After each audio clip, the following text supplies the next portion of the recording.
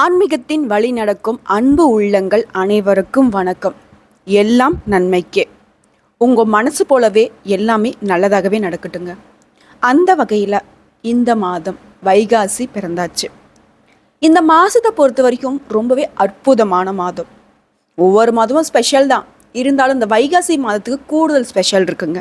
அது என்னன்னு பார்த்தோம்னா, வேதம், புராணம் இதெல்லாம் போற்றக்கூடிய மாதமாக இந்த வைகாசி மாதம் இருக்குங்க. நம்ம எல்லாரும் ரொம்ப வேண்டி விரும்பி கேட்கக்கூடிய வரம்னு பார்த்தோம்னாக்கா, ஆயுள் அதிகமாகணும், செல்வம் வேணும், புத்திர பேரு வேணும்னு சொல்லிட்டு அந்த 3 விஷயங்களும் அழிக்கக்கூடிய மாதம்னு பார்த்தீங்கன்னாக்கா இந்த வைகாசி மாதம். மேலும் இந்த மாதத்தை பொறுத்த வரைக்கும் யார் ஒருத்தங்க தானம் தர்மம் செய்கிறீங்களோ அந்த விஷயங்கள் பல மடங்கு பல ஜென்மங்களுக்கு உங்களுடைய தலைமுறையே காக்குங்க.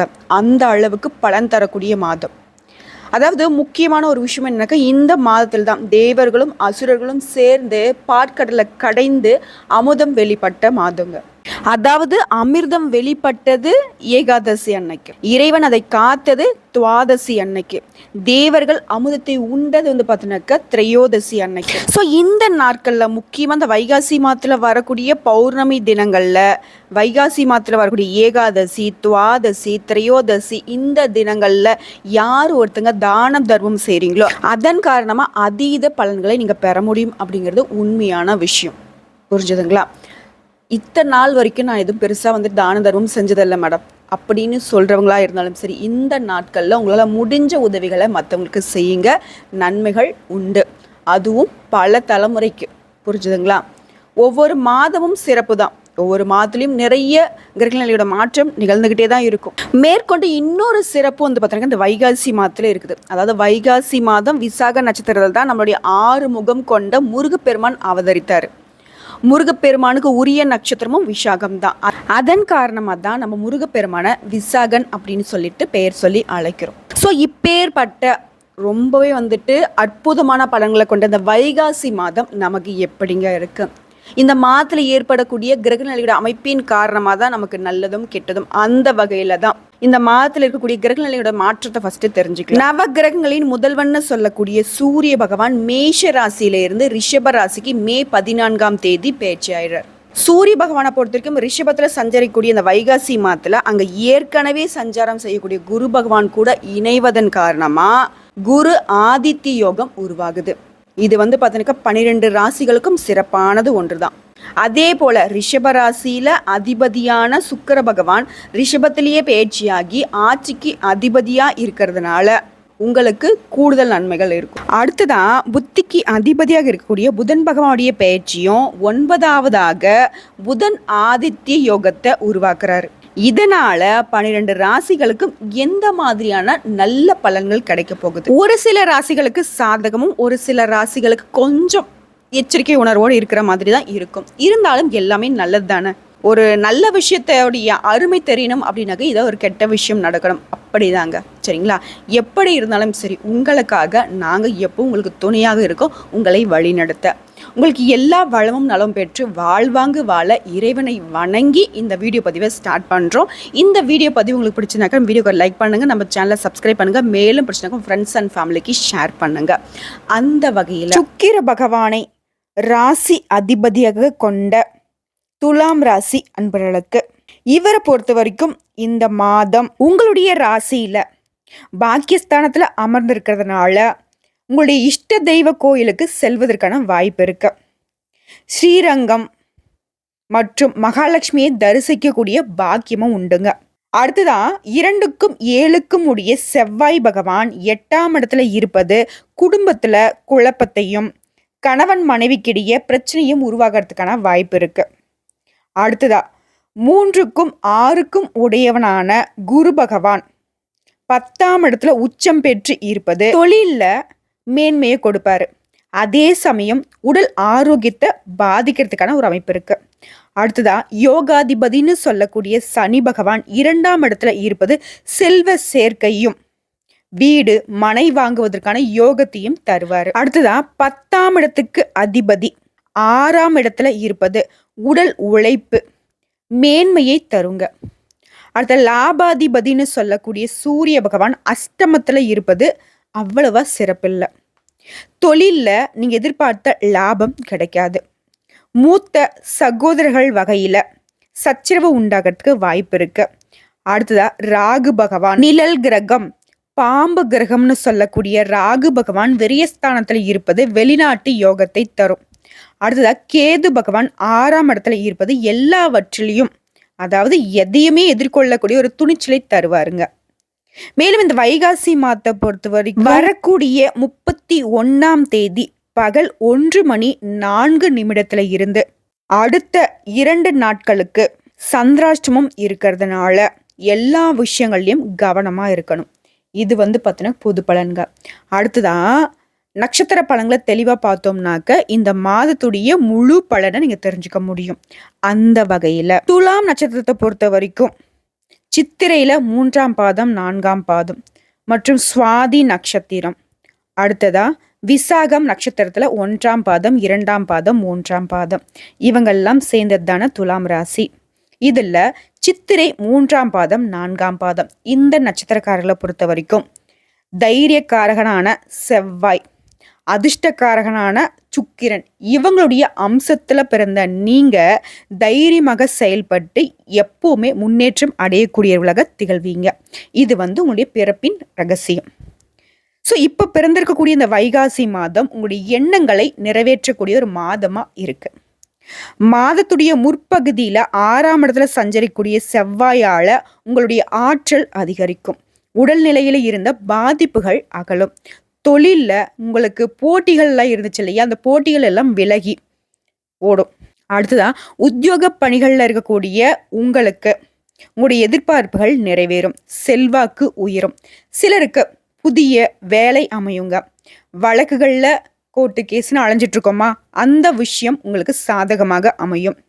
சிலருக்கு புதுசா சொத்து வாங்குறதுக்கான ஒரு யோகமான அமைப்பு இருக்கு.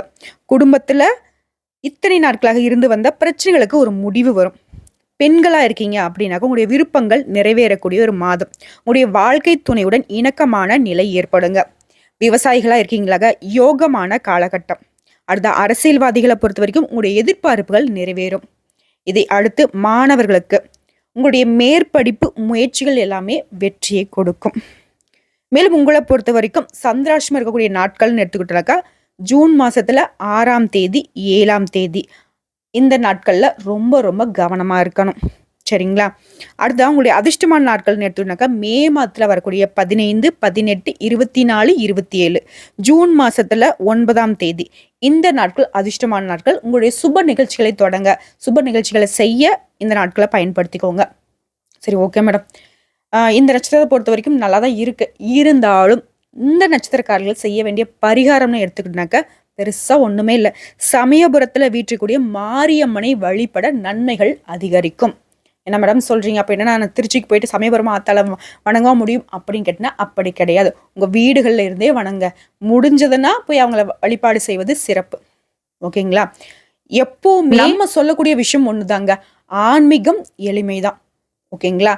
பெருசா கடவுள்கள் உங்ககிட்ட எதிர்பார்க்கறது என்ன? எனக்கு அதை கொண்டு வா, இதை கொண்டு வா, எனக்கு அந்த பரிகாரம் பண்ணு, இந்த பரிகாரம் பண்ணு, உண்டியல் நிறைய காசு போடு, எதையும் எதிர்பார்க்கறது கிடையாது. உண்மையான பக்தியை மட்டும்தான் கடவுள் எதிர்பார்க்குறாங்க. ஸோ இங்க இருந்துக்கிட்டே அந்த அம்மனை நீங்க வழிபாடு செய்வதன் காரணமா உங்களுடைய வாழ்க்கை சிறக்கும், நன்மைகள் அதிகரிக்கும். இப்போ இந்த வீடியோ பதிவு பார்க்கக்கூடிய இந்த தருணத்துல சொல்லுங்க, ஓம் சமயபுரத்து மாரியம்மனை போற்றி போற்றி. இவ்வளவுதான்.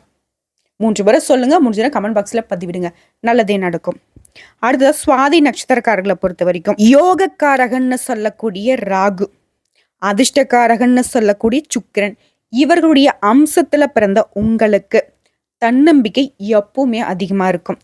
எந்த ஒரு விஷயத்தையும் திட்டமிட்டு செயல்படக்கூடியவர்களாக இருக்கிறதுனாலவே நிறைய விஷயங்கள்ல வெற்றி உண்டு. மேடம் எல்லாம் நல்லா தான் இருக்கு, ஆனா எங்க எவ்வளவுதான் திட்டம் போட்டாலும் நான் ஒரு கட்டம் போட்டாக்க கடவுள் ஒரு திட்டம் போட்டு அந்த கட்டத்தை காலி பண்ணிடுறாரு அப்படின்னா வர வர வர எல்லாமே நம்ம நினைச்ச மாதிரியே நடந்துச்சுனாக்க அப்புறம் கடவுள்கள் எதுக்குங்க? அதுக்கெல்லாம் கொஞ்சம் மேடுன்னு ஒன்று இருந்தால் தான் ஒரு பள்ளத்தை பற்றி அருமை தெரியும், பள்ளன்னு ஒன்று இருந்தால் தான் மேட்டோடைய அருமை தெரியும் இல்லையா? இப்போ கூட பாருங்க, மழை சீசன் ஸ்டார்ட் ஆயிடுச்சு. இதுக்கு முன்னாடி இருந்த அந்த வெயில் காலத்துடைய உஷ்ணத்தை நினச்சிட்டோம்னா அப்பப்பா அப்படின்னு இருக்கு. ஸோ இப்போ இருக்கக்கூடிய குளிர்காலத்தில் இருக்கிறப்போ கொஞ்சம் அதுவே பரவாயில்லையோ அப்படின்னு தோணும். ஆனால் நமக்கு ரெண்டுமே தேவைங்கிறது நம்ம ஒவ்வொரு சீசனுக்கு தகுந்த மாதிரி பேசிட்டு இருப்போம். ஸோ அது ஒரு பக்கம் இருக்கட்டும். பிறவி குணம் உங்களுக்கு இப்படி தாங்கன்னு நான் சொல்லிட்டேன். ஆனால் ஏன் அந்த கஷ்ட நஷ்டங்கள் வருது அப்படின்னாக்கா ஒவ்வொரு சூழ்நிலைக்கு தகுந்த மாதிரி நம்மளுடைய திட்ட செயல்கள் இல்லை அப்படிங்கிறதுனால தான். அதுக்கு தான் நாங்கள் இருக்கோம்ல, கவலையை விடுங்க, ஒரு கை பார்த்துருவோம். அது எப்படி நமக்கு கஷ்டம் நிலைக்குதுன்றதையும் பார்த்துருவோம். ஸோ அந்த வகையில் இந்த மாதம் உங்களுடைய நட்சத்திர நாதன் 6ஆம் இடத்துல சஞ்சரிக்கிறதுனால வாழ்க்கையில் இருந்த சங்கடங்கள் விலக ஆரம்பிக்கும். உங்களுடைய செயல்கள் யாவும் வெற்றி பெறும். உடல்லையும் சரி மனதளவுலையும் சரி புதுசா ஒரு தெம்பு வந்த மாதிரி நீங்க உணர்வீங்க. தொழில்ல வியாபாரத்துல பணியில இருந்த சங்கடங்கள் விலகும். இழுபறியாக இருந்த வழக்கு விவகாரம் உங்களுக்கு சாதகமா இருக்கும். அரசியல்வாதிகளா இருக்கீங்களாக உங்களுடைய நிலையில முன்னேற்றம் உண்டாகும். சிலருக்கு புதிய பொறுப்புகள் வந்து சேரும். அடுத்த குரு பகவான் அஷ்டமஸ்தானத்துல சஞ்சரிக்கிறதுனால அவரது 7வது பார்வை உங்க குடும்பஸ்தானத்தை பார்க்குறாரு. தனஸ்தானத்தை பார்க்கறதுனால உங்க குடும்பத்துல சுப நிகழ்ச்சிகள் நடக்கும். பண வரவு அதிகரிக்கும். சிலருக்கு சொத்து சேர்க்கை உண்டாகும். சிலருக்கு புதுசா வாகனம் வாங்குவீங்க. அடுத்த பெண்களை பொறுத்த வரைக்கும் உங்களுடைய எதிர்பார்ப்புகள் நிறைவேறும். வெளிநாடு முயற்சிகள் வெற்றி பெறும். கலைஞர்களுக்கு புதிய ஒப்பந்தங்கள் கையெழுத்தாகும். வரவு கூடும். அடுத்த விவசாயிகளை பொறுத்த வரைக்கும் உங்களுடைய நிலையில முன்னேற்றம் ஏற்படும். மாணவர்களுக்கு உங்களுடைய மேற்கல்வி முயற்சிகள் நிறைவேறும். அடுத்த சந்திராஷ்டமம் எடுத்துட்டாக்கா வரக்கூடிய ஜூன் 7, ஜூன் 8 இந்த நாட்கள்ல ரொம்ப கவனமா இருக்கணும். அதிர்ஷ்டமான நாட்கள் மே 15, 22, 24, 31 மற்றும் ஜூன் மாசத்துல 4, 6, 13 இந்த நாட்கள்ல சுப நிகழ்ச்சிகளை செய்ய பயன்படுத்திக்கோங்க. அதிர்ஷ்ட நாட்கள் சூப்பரா இருக்கு, எந்த ஒரு குத்தங்குறையும் சொல்றதுக்கு இல்லை. இருந்தாலும் கடவுளுடைய அனுகிரகம் தேவை அப்படின்னா நீங்க செய்ய வேண்டிய பரிகாரம், இப்போ கலியுக நாயகின்னு சொல்லக்கூடிய வாராகி அம்மனை வழிபாடு செய்வதன் காரணமாக உங்களுடைய வாழ்க்கை வளமாகும். என்ன பண்ணணும், நீங்கள் கோயிலுக்கு போயிட்டு வழிபாடு செஞ்சாலும் சரி, இல்லை வீடுலேயே வந்து பார்த்தீங்கன்னாக்கா ஒரு அகல் மண்விளக்கு எடுத்துக்கிட்டு அதில் தீபம் ஏற்றி அந்த தீப ஒளியிலேயே வாராகி அம்மன் இருக்காங்க அப்படின்னு சொல்லிட்டு மனசார நினச்சிக்கிட்டு ஓம் ஸ்ரீ வாராகி அம்மனை போற்றி போட்டுன்னு அவங்களுடைய நாமத்தை சொல்லி வழிபாடு செய்யுங்க. அதிர்ஷ்டம் அதிர்ஷ்டம் அதிர்ஷ்டம். ரொம்ப பவர்ஃபுல்லான கடவுளுங்க, கலியுகத்தின் நாயகி, போர்க்கடவுள், உங்க தளபதி. அவங்களுடைய வழிபாடு செஞ்சிட்டீங்க அப்படின்னாக்க எந்த ஒரு கெட்ட விஷயமும் உங்களை அண்டாது அணுகாது. ஓகேங்களா? இருந்துச்சுன்னா தலை தெறிக்க ஓடிடும். ஏன்னா வாராகியமுடைய பக்தர் பாய் இவங்க அப்படின்னு. சரிங்களா?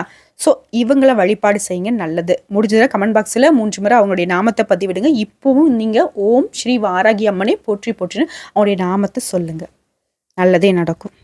அடுத்த விசாகம் நட்சத்திரத்தில் 1ஆம் பாதம், 2ஆம் பாதம், 3ஆம் பாதம் உங்களை பொறுத்த வரைக்கும் தனக்காரகனான குரு, அதிர்ஷ்டக்காரகனான சுக்கிரன், இவங்களுடைய அம்சத்துல பிறந்த உங்களுக்கு நினைச்சதை சாதிக்கக்கூடிய சக்தி இயல்பாகவே இருக்கு. கவலைப்படாதீங்க, அப்படிதான் இருக்கு. ஏன் நமக்கு சக்தி பழிக்க மாட்டேங்குது, கண்டுபிடிச்சிருவோம். இந்த வகையில வைகாசி மாதம் அதிர்ஷ்டமான மாதம் அப்படின்னு சொல்லலாம். உங்களுடைய நட்சத்திரநாதன் 8ஆம் இடத்துல மறைவு பெற்றாலும் அவரது பார்வையால உங்களுடைய நிலை உயரும். அட என்ன மேடம், நேருக்கு நேராக பார்த்தாவே பலன் இல்லை, இவர் வேற மறைஞ்சிட்டாருன்னு வேற சொல்றீங்க. அப்புறம் எப்படின்னா அது அப்படிதாங்க. இப்போ அப்பா ஒருத்தர் இருக்காரு அப்படின்னாக்க நம்ம வீட்டிலே இருந்தாலும் நமக்கு நல்லதை பண்ணுவார். இன்னும் தூரமாக இருக்கும் போது தான், அதாவது ஊருக்கு ஏதாவது போயிட்டாரா தான் அடிக்கடி ஃபோன் பண்ணுவார். சாப்பிட்டீங்களா, செஞ்சீங்களா, என்ன இருக்குது, ஏது இருக்குது, கையில் காசு இருக்கா, இப்படி நம்மளை வந்து ரொம்ப ப்ரொடெக்ட் பண்ணுவார். பார்த்தீங்களா? அந்த மாதிரி தான் உங்களுடைய நட்சத்திரநாதன் உங்களுக்கு அந்த அளவுக்கு பலனை கொடுக்க பாடுபடுறார். அடுத்ததான் புதிய சொத்துடன் நவீன பொருட்களையும் வாங்குவீங்க. குடும்பத்தில் சுபிக்ஷ நிகழ்ச்சிகள் ஏற்படும். சுபிக்ஷமான ஒரு நிலை ஏற்படும். பண வரவு அதிகரிக்கும். புதுசா வாகனம் வாங்குவீங்க. இதோடைய அமைப்பு அப்படி இருக்கு. ராகுவின் சஞ்சார நிலையால அதிர்ஷ்டம் தேடி வரும். நீண்ட நாளா தடைப்பட்ட முயற்சிகள் வெற்றியை கொடுக்கும். உங்களுக்கு எதிரியாக இருந்தவர்கள் எல்லாமே இந்த காலகட்டத்துல அப்படியே பின்வாங்குவாங்க, பேக் அடிச்சிருவாங்க. வாடா சண்டைக்கு வாடா, ஒத்திக்கு ஒத்திக்கு வரியா, அப்படி இப்படி நிறைய இடத்துல கொடுத்தவங்க திடீர்னு பார்த்தா ஓடி ஒழியக்கூடிய ஒரு அமைப்புல உங்களுக்கு தென்படுவாங்க. ஒன்று உங்களுக்கு சரண்டர் ஆகணும், இல்லையா ஓடணும். தயவு செஞ்சு ஓடிடு தம்பி அப்படின்ற அளவுக்கு உங்களுடைய கை ஓங்கும், அவங்க தலை தெறிக்க ஓடிடுவாங்க. அடுத்ததா பொருளாதார நிலை மேம்படும். வியாபாரம் தொழிலில் வருமானம் அதிகரிக்கும். பணியாளர்கள் ஒத்துழைப்பால முயற்சிகள் வெற்றி பெறும். புதிய ஒப்பந்தங்கள் கையெழுத்தாகும். பெண்களை பொறுத்த வரைக்கும் நீங்கள் செய்யும் தொழிலில் ஆதாயம் உண்டாகும். குடும்பத்தில் நிம்மதி ஏற்படும். கலைஞர்களாக இருக்கீங்கனாக்க புதிய ஒப்பந்தங்கள் கையெழுத்தாகும். அடுத்ததா விவசாயத்தில் ஈடுபட்டிருக்கூடிய அன்பர்களை பொறுத்த வரைக்கும் இத்தனை நாட்களாக இருந்த சங்கடங்கள் விலகும். அடுத்ததான் மாணவர்களை பொறுத்த வரைக்கும் உங்களுடைய எண்ணங்கள் நிறைவேறும். எந்த காலேஜில் படிக்கணும், எந்த கோர்ஸ் படிக்கணும், இல்லை எங்கே படிக்கணும் அப்படின்னு உங்களுடைய ஆசைகள் எல்லாமே இந்த காலகட்டத்தில் நிறைவேறும். அடுத்த சந்திராஷ்டமத்தை பொறுத்த வரைக்கும் ஜூன் 8, 9 நாட்களில் இருக்கிறதுனால ரொம்பவே கவனமாக இருங்க. அதிர்ஷ்டமான நாட்கள் மே 15, 21, 24, 30 மற்றும் ஜூன் மாதத்தில் 3, 6, 12 இந்த அதிர்ஷ்டமான நாட்களில் சுப நிகழ்ச்சிகளை செய்ய பயன்படுத்திக்கோங்க. அதிர்ஷ்டமான நாட்கள். அடுத்த உங்களை பொறுத்த வரைக்கும் பரிகாரம் அப்படின்னு எடுத்துக்கிட்டோம்னாக்கா மகாலட்சுமி தாயாரை வெள்ளிக்கிழமைகளில் வழிபாடு செய்வதன் காரணமாக நன்மைகள் அதிகரிக்கும். வீட்டில் பொருளாதார நிலை மேம்படும். ஒரு பாசிட்டிவ் எனர்ஜி பார்த்தினாக்கா எப்பவும் உங்கள் கூடவே இருக்கும். மகாலட்சுமி தாயாரை பொறுத்த வரைக்கும் உங்களுக்கு நிறைய விதங்களில் உகந்த கடவுளாக பார்க்கப்படுறாங்க. என்னதான் அவங்க பார்க்கறதுக்கு சாந்தமாக இருந்தாலும் அவங்களுடைய துணை உங்களுக்கு பல விதங்களில் தைரியத்தையும் தன்னம்பிக்கையும் கொடுக்கும். ஸோ மறக்காமல் வெள்ளிக்கிழமைகளை இவங்களை வழிபாடு செய்யுங்க. இப்போ இந்த வீடியோ பற்றி பார்க்கக்கூடிய தருணத்தில் சொல்லுங்கள், ஓம் ஸ்ரீ மகாலட்சுமி தாயாரே போற்றி போற்றினும். முடிஞ்சதுன்னா கமெண்ட் பாக்ஸ்லேயே 3 முறை பதிவிடுங்க. நல்லதே நடக்கும். ஆக மொத்தத்தில் துலாம் ராசிக்கு இந்த மாதம் சூப்பராக இருக்குது. எந்த ஒரு குத்தம் குறையும் இல்லை. காலத்தை தூக்கி விட்டுக்கிட்டு போகலாம். யாரெல்லாம் உங்களுக்கு எத்தனை இடைஞ்சல கொடுத்தாங்களோ அவங்களாம் ஒரு கை பார்க்கலாம். சரிங்களா? ஸோ இருந்தாலும் எந்த ஒரு விஷயத்தை நீங்கள் செய்கிறதாலும் சரி, என்னதான் காலம் கழிஞ்சிருச்சு, எல்லா தேவதைகளும் நமக்கு தோல் மேலே உக்காந்துருக்காங்க அப்படின்னாலையும் சரி, நம்ம எந்த ஒரு விஷயத்துலையும் கண்ணும் கருத்துமாக இருக்கணும். ஒரு தெளிவு இருக்கணும். நம்மளை சுற்றி இருக்கக்கூடிய எல்லா செயல்கள் மேலேயும் ஒரு விழிப்புணர்வு இருக்கணும். இதை மட்டும் ஃபாலோ பண்ணிக்கோங்க. நல்லதே நடக்கும். நல்லது மட்டுமே நடக்கும். வாழ்க வளமுடன் துலாம் ராசி அன்பர்களே.